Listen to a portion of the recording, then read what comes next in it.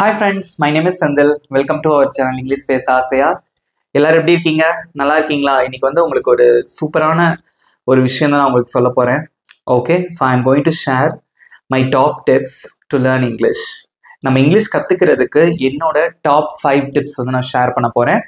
ரொம்பவே எஃபெக்டிவா இருக்கும். ஓகேவா? ஸோ அதனால வந்து ரொம்பவே யூஸ்ஃபுல்லா இருக்கும். இங்கிலீஷ் கத்துக்கணும்னு நினைக்கிற உங்க நண்பர்களுக்கும் ஷேர் பண்ணுங்க. அவங்களுக்கு ரொம்பவே யூஸ்ஃபுல்லா இருக்கும். ஸோ வீடியோ பிடிச்சவங்க மறக்காம ஒரு லைக் பண்ணிட்டு வீடியோ பாருங்க. நீங்க லைக் பண்றது மூலமா நிறைய பேருக்கு இந்த வீடியோ வந்து ஷேர் ஆகும். நம்ம சேனலை இன்னும் சப்ஸ்கிரைப் பண்ணாதவங்க சப்ஸ்கிரைப் பண்ணிக்கோங்க. பக்கத்துல இருக்க பெல் ஐகானை கிளிக் பண்ணி வச்சுக்கோங்க. Let's get started. In this class, I am going to share my top 5 tips. 5 top tips to learn English fast and effectively. சீக்கிரமா வந்து இந்த ஆங்கில மொழியை கற்றுக்கொள்வதற்கான 5 டிப்ஸ். ஓகேவா? Top tips. கண்டிப்பா இதை வந்து நீங்க ஃபாலோ பண்ணி பாருங்க. நிச்சயமாவே உங்களுக்கு வந்து ரொம்பவே யூஸ்ஃபுல்லா இருக்கும். ஏன்னா இங்கிலீஷ் பேசணும் அப்படிங்கிற ஆசை எல்லாருக்குமே இருக்கு. Because English is a common language. So wherever you go உங்களுக்கு இங்கிலீஷ் வந்து தேவைப்படும். எங்க போனாலும் you need English. Okay, so English is a language. Okay, இந்த இடத்துல வந்து learn னு வச்சிட்டாலும் சரி, இல்ல speak னு வச்சிட்டாலும் சரி, read English னு வச்சிட்டாலும் சரி, write English அப்படின்னு வச்சிட்டாலும் சரி, ஸோ எப்படியாவது நம்ம வந்து இங்கிலீஷ் கத்துக்கணும் அப்படின்னு நினைக்கிறவங்களுக்கு இந்த டிப்ஸ் வந்து ரொம்பவே பயனுள்ளதா இருக்கும். ஓகே, அதுல ஃபர்ஸ்ட் நம்ம பார்க்க போறது என்ன அப்படின்னு பாத்தீங்கன்னா, practice daily. நான் நிறைய தடவை நான் உங்ககிட்ட சொல்லியிருக்கேன். Okay, so if you want to speak English you need practice.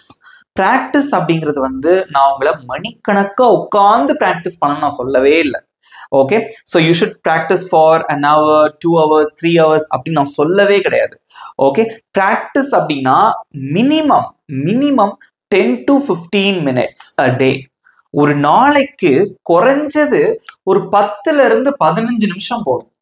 அதுக்கு அதிகமாலாம் வேண்டாம். இங்கிலீஷ் நம்ம கத்துக்கணுங்கிறதுக்காக நான் சின்ன வயசுல இப்படி பண்ணியிருக்கேன். இங்கிலீஷ் நம்ம கத்துக்கணுங்கிறதுக்காக ஒரே நாள் உட்காருவேன், 1 மணி நேரம் 2 மணி நேரம் போட்டு அதுல இருக்கக்கூடிய கிராமர் அப்படி இப்படின்னு படிப்பேன். ஆனா அதுல யூஸே கிடையாது. ஏன்னா அடுத்த நாள் நான் படிக்க மாட்டேன்.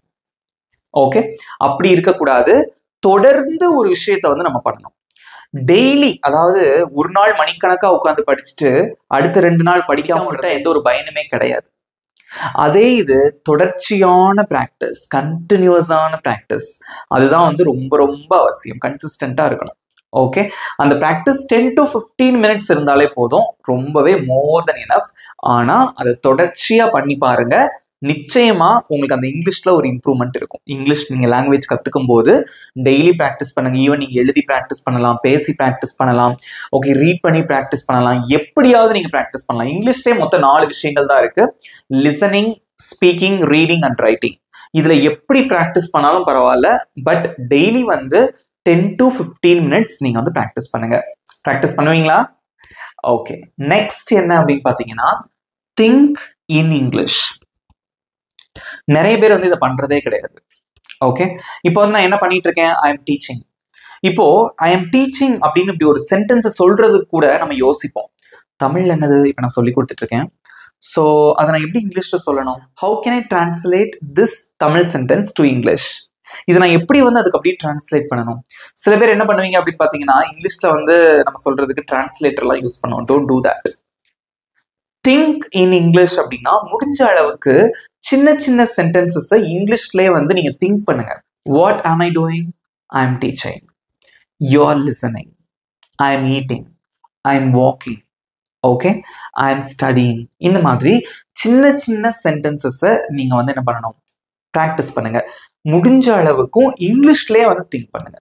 ஒரு விஷயத்தை நீங்க சொல்ல போறீங்க, உங்களோட தாட்ஸை வந்து நீங்க மற்றவங்க கிட்ட ஷேர் பண்ணிக்க போறீங்க, அவங்க கூட நீங்க இங்கிலீஷ்ல பேசணும் அப்படின்னா முடிந்த அளவுக்கு அந்த விஷயங்களை அப்படியே இங்கிலீஷ்ல திங்க் பண்ணுங்க.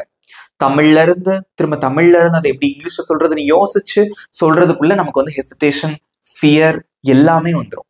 ஓகேவா? அதனால நீங்க ஒரு விஷயத்த சொல்ல போறீங்க அப்படின்னா try to think that in English.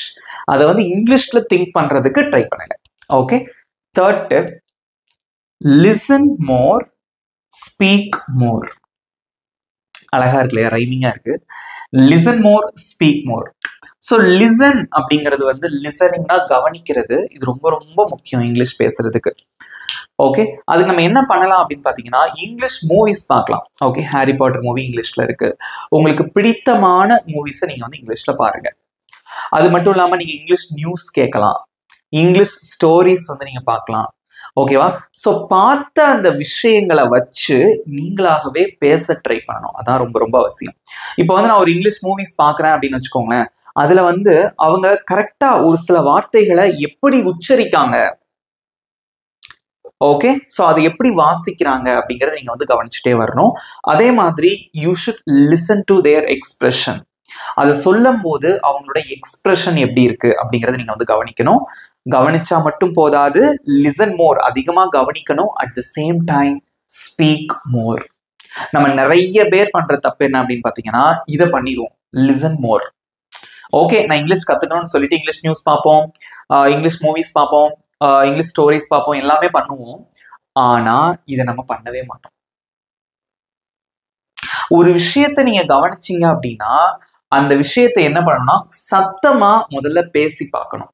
ஒருத்தவங்களை பார்த்தீங்க ஹவ் ஆர் யூ அப்படின்னு கேக்குறீங்கன்னா, ஒரு கூட்டத்துல வச்சு, அது ஒரு சின்ன ஒரு சென்டென்ஸ் தான், நம்ம சின்ன வயசுல இருந்து படிச்சுட்டு இருக்கோம். இருந்தாலும் ஒரு கூட்டத்துல வச்சு ஹே ஹவ் ஆர் யூ அப்படின்னு வராது. Because we need practice. அதுக்குதான் நமக்கு பிராக்டிஸ் தேவை. ஓகேவா? அதனால ஒரு வார்த்தைய அல்லது ஒரு சென்டென்ஸை வந்து பாத்தீங்க அப்படின்னா நீங்க சத்தமா நீங்க ப்ரொனவுன்ஸ் பண்ணி பிராக்டிஸ் பண்றதுனால என்ன ஆகும் அப்படின்னா உங்களுக்கு ப்ரொனன்சியேஷன் முதல்ல டெவலப் ஆகும். ப்ரொனன்சியேஷன்னா உச்சரிப்பு, நம்ம சரியா தான் வாசிக்கிறோமா, ஓகேவா, இந்த சென்டென்ஸை நம்மளால ஒரு பப்ளிக் பிளேஸ்ல வச்சு பேச முடியுமா, யாராவது இங்கிலீஷ்ல நம்ம கிட்ட பேசினாங்கன்னா அவங்க கூட பேச முடியுமா அப்படின்னு சொல்லிட்டு உங்களுக்கு தெரியும். அதனால ஸ்பீக் அலவுட், சத்தமா நீங்க வந்து பேசி பிராக்டிஸ் பண்ணுங்க. Okay, it will improve your pronunciation and fluency. இது ரெண்டையுமே இம்ப்ரூவ் பண்ணும். ப்ரொனன்சியேஷனும் இம்ப்ரூவ் ஆகும், ஃப்ளூயன்சியும் இம்ப்ரூவ் ஆகும். அதுக்கு வந்து நீங்க நல்லா கவனிக்கணும், அதை பேசணும், பேசுறத சத்தமா பேசி பழகணும். இன்னைக்கு வந்து நம்ம யூஸ்வலா நம்மளோட யூடியூப் சேனல் இங்கிலீஷ் பேச ஆசையால வந்து நம்ம வழக்கமா டெய்லி யூஸ் இங்கிலீஷ் சென்டென்சஸ் வந்து போடுறோம். அது நிறைய பேருக்கு பயனுள்ளதா இருக்கு. அதை அப்படியே வந்து அந்த நேரம் பிராக்டிஸ் பண்றதோட விட்டுறக்கூடாது. நான் சொல்லுவேன் பாத்தீங்களா, அடிக்கடி நீங்க கமெண்ட்ல ஆன்சர் பண்ணிக்கிட்டே அதை சத்தமா ரீட் பண்ணி பார்க்கணும். It will improve your fluency and your pronunciation as well. Okay, அதெல்லாம் மறந்துடாதீங்க, இதை கண்டிப்பா பண்ணி பாருங்க. Tip number 4, learn grammar with examples. English வந்து பேசுறதுக்கு கிராமர் அப்படிங்கிறது தேவை. ஏன்னா தப்பு இல்லாம பேசுறது கிராமர் வந்து அவசியம்தான். ஓகே, என்னென்ன கிராமர் தேவை அப்படி ஒன்றும் பெரிய விஷயங்கள்லாம் தேவை கிடையாது. இங்கிலீஷ்ல நிறைய இருக்கு, like tenses, prepositions, articles, okay, and then parts of speech, active voice, passive voice, degrees of comparison, indirect speech, direct speech, அப்படி இப்படி நிறைய இருக்கு. இது எல்லாத்தையும் ஒரே நேரத்தில் நம்ம கத்துட்டு பேச முடியுமா? நோ. பேசிக்கா என்ன தேவை? நிகழ்காலத்தை பத்தி பேசுவோம், இல்ல இறந்த காலத்தை பத்தி பேசுவோம், இல்ல வருங்காலத்தை பத்தி பேசுவோம். அதுக்கு என்ன தேவை? டென்சஸ். ஒரு சென்டென்ஸ் அமைக்கிறதுக்கு இன், ஆன், அட் அந்த மாதிரியான ஒரு சில வார்த்தைகள் தேவை. அப்போ பேசிக்கா prepositions தேவை. அடுத்து ஏ, அண்ட், த இந்த மாதிரியான வார்த்தைகள் அடிக்கடி இங்கிலீஷ்ல வரும், அதுக்கு ஆர்டிகல்ஸ் தேவை.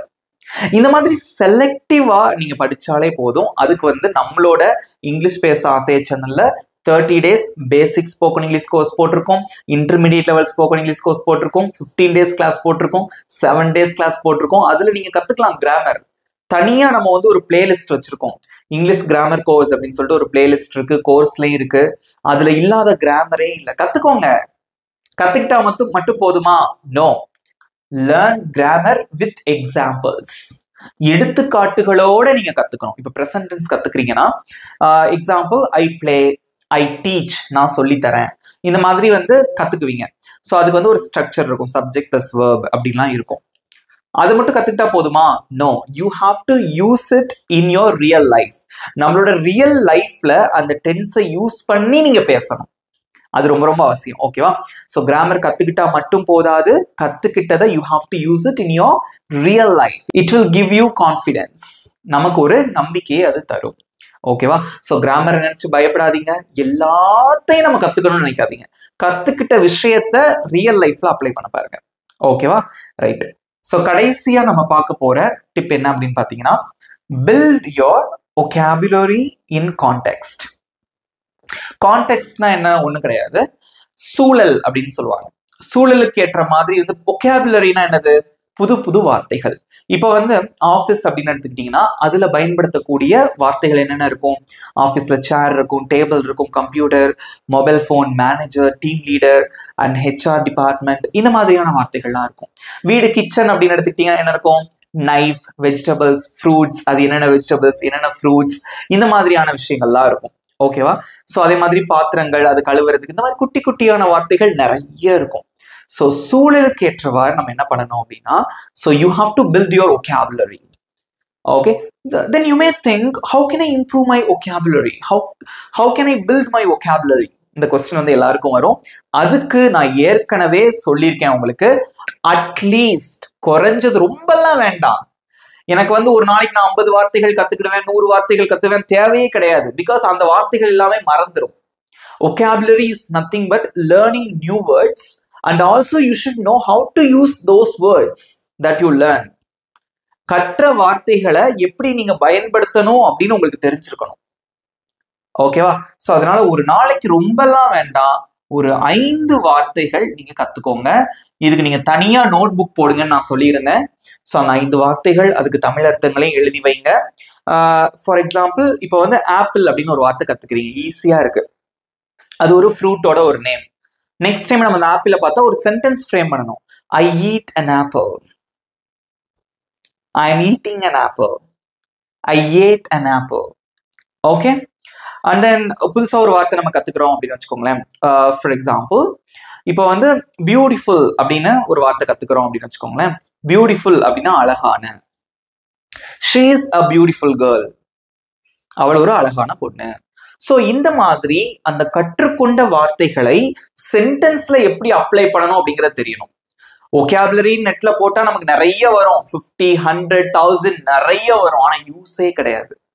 அதோட மீனிங் தெரிஞ்சு நம்ம ரியல் லைஃப்ல அப்ளை பண்ணும்போது தான் உங்களுக்கு வந்து ஒரு சாட்டிஸ்ஃபேக்ஷன் இருக்கும், அது மறக்காது. அதனால நீங்க கற்றுக்கொண்ட வார்த்தைகளை ரியல் லைஃப்ல நீங்க பேசும்போது எந்தெந்த இடங்கள்ல எதை எதை பயன்படுத்தணும் அப்படின்னு உங்களுக்கு தெரிஞ்சு நீங்க வந்து கத்துக்கணும். Okay, so these are my 5 top tips. இது வந்து உங்களுக்கு கண்டிப்பா ரொம்பவே பயனுள்ளதா இருந்திருக்கும் அப்படின்னு நான் நினைக்கிறேன். ஸோ இங்கிலீஷ் வந்து இப்பதான் கத்துக்கணும் அப்படின்னு நீங்க நினைச்சாலும் சரி, ஓகே, உங்க நண்பர்கள் நினைச்சாலும் சரி, அவங்களுக்கும் ஷேர் பண்ணுங்க.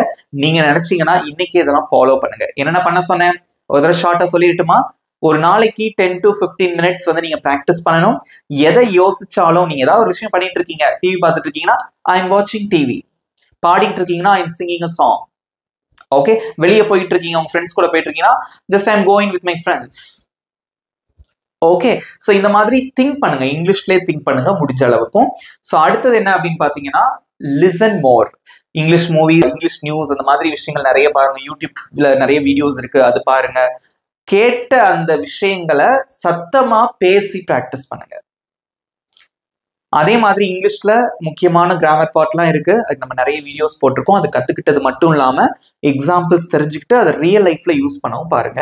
கடைசியா முக்கியமான ஒண்ணு, குறைஞ்சபட்சம் ஒரு 5 வார்த்தைகளாவது புதுசா இங்கிலீஷ்ல கத்துக்கோங்க. அந்த வார்த்தைகளையும் சென்டென்ஸ்ல யூஸ் பண்ணி பிராக்டிஸ் பண்ணுங்க. இப்படி பண்ணி பாருங்க, இங்கிலீஷ்ல நீங்களும் மாஸ்டர் ஆகலாம்.